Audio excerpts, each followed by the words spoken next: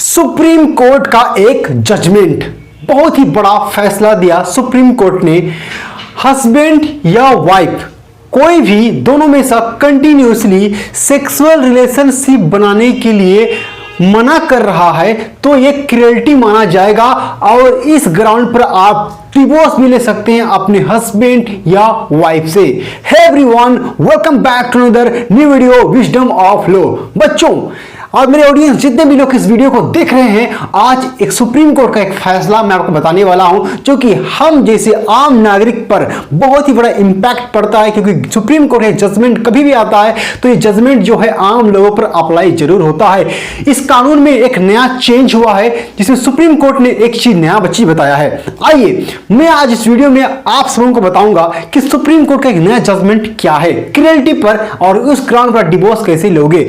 जैसा कि आप सभी लोग जानते हैं, शादी करने के बाद पति पत्नी एक शारीरिक संबंध बनाते हैं एक दूसरे से, ठीक है। शादी करने के बाद उसके बाद वो अपनी आगे का लाइफ को एंजॉय करते हैं। लेकिन शादी करने के बाद, ठीक है, कोई भी हस्बैंड या वाइफ सेक्सुअल इंटरकोर्स करने के लिए शारीरिक संबंध बनाने के लिए कंटिन्यूसली मना कर रही है तो ये माना जाएगा क्या, क्रूरल्टी माना जाएगा। क्रूरल्टी दो तरह के होते हैं, एक मेंटल एंड फिजिकल, ठीक है। Mental and physical that means ध्यान दीजिएगा, जैसे कि फिजिकली किसी के साथ मारपीट कर रहे हो तो मारपीट से इंजुरी चोट पहुंचा रहे हो, फिर डेथ कर रहे हो तो ये फिजिकल फिर आ जाएगा। अब मेंटली मतलब कि आप किसी को मेंटली टॉर्चर कर रहे हो, किसी को गाली गलौज कर रहे हो, मार नहीं रहे हो, ऐसा उसको ऐसे से बात कर रहे हैं, टॉर्चर हो रहा है। लेकिन इसी में एक नया एक स्थिति ऐसा है जहां पर अगर वाइफ या हस्बैंड कंटिन्यूसली, ठीक है, मना कर रहा है कि सेक्स नहीं करने के लिए तो एक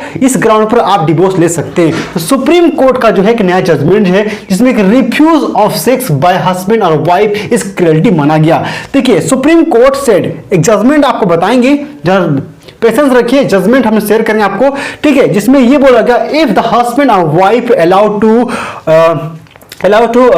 partner to assist for a long time, तो यहां पर टाइम लिखने भूल गया, time without any valid reason, मतलब वो मना भी कर रही है, ये मना कर भी रहा है किस चीज के लिए, सेक्सुअल रिलेशन बनाने के लिए विदाउट एनी रीजन, मतलब कोई वैलिड रीजन नहीं है उसके पास, ठीक है। उसके बाद then it is mental cruelty, तो ये मेंटल क्रूरल्टी माना जाएगा, सुप्रीम कोर्ट ने ये कहा ऐसा। और एक बात है कि the court has disapprove to divorce of a man from his wife, तो कोर्ट ने एक मामले की सुनवाई कर रहे थे, इसमें कोर्ट ने कहा कि हाँ, क्या कहा इसमें कि वो ले सकता डिवोर्स, उसको अपनी वाइफ को दे दिया। तो देखिए अभी मैं आपको बताता हूं कि एक केस जो है अप्रैल 2015 का केस है, जहां पे तमिलनाडु केस जो है, जहां पे एक वाइफ और हस्बैंड शादी कर लेते हैं दोनों जन, उसके बाद वो कहां चले, लंदन चले जाते हैं। लंदन में वो 8 महीने रहते हैं और 8 महीने रहने के बाद वो फिर से अपने घर तमिलनाडु आ जाते हैं छुट्टी पर। तो लेकिन 8 महीने के दौरान में कभी भी ऐसा नहीं हुआ कि हस्बैंड और वाइफ दोनों सेक्सुअली अपना मतलब रिलेशन बनाए, ऐसा तो ऐसा नहीं हुआ। तो इस मामले को लेकर जो हस्बैंड थे वो जाता है कहाँ, वो हाईकोर्ट पहुंच जाता है। और वहां पहुंचने के बाद क्या कहता है कि मुझे मेरी वाइफ जो है वो सेक्स करने नहीं दे रही है, मुझे जो है सेक्सुअल इंटरकोर्स करने के लिए बार बार रिफ्यूज कर रही, मना कर रही है। ओके, तो इस ग्राउंड पर जो है सुप्रीम जो कि कोर्ट ने ऑब्जर्व किया और उसे क्या मद्रास हाई कोर्ट ने वो जो केस जो है वो कहां, सुप्रीम कोर्ट चला गया, ठीक है। तो वहां पर जो है ये माना गया कि क्रूरल्टी जो है बार बार जो रिफ्यूज कर रही है मना करने के लिए सेक्स के लिए, तो वो क्या एक क्रूरल्टी माना जाता है। तो ये जो केस जो है, केस का टाइटल जो है इसका मैं आपको बताता हूं कि केस जो है विद्या विश्वनाथन वर्सेस कार्तिक कृष्णन, ठीक है। तो ये जो केस का टाइटल है, ये सुप्रीम कोर्ट 2015 का केस है और ये जो है इस केस में ये ऑब्जर्व किया गया, ठीक है। इसका undoubtedly not allowing a spouse, तो स्पाउस जो है, स्पाउस दोनों हस्बैंड और वाइफ दोनों की बात कर रहा है, for a long period time to have sexual intercourse by his और her husband partner without sufficient reason, बिना कारण के, ऐसा। ओके, तो itself amount mental cruelty of such spouse, तो ये मेंटल क्रूरल्टी माना जाएगा। तो इस ग्राउंड पर आप ले सकते हैं डिवोर्स। अब मैं बात करता हूं कि हिंदू मैरिज एक्ट, जैसे कि हमारा हिंदू मैरिज एक्ट 1955 का एक एक्ट है, ठीक है, जिसमें कि बेसिकली बहुत सारे एक्ट बताता है। तो वहां पर भी क्रूरल्टी को डिफाइन किया गया। क्रूरल्टी जो है इसमें ग्राउंड होता है, सेक्शन 3 बात करता है डिवोर्स की, सेक्शन 13 जो बात करता है डिवोर्स की बात करता है, जिसमें कि सेक्शन क्लॉज ए में क्रियलिटी के बारे में बताया गया। क्रियलिटी दो तरह के होते हैं, मेंटल फिजिकल, मैंने आपको बता दिया।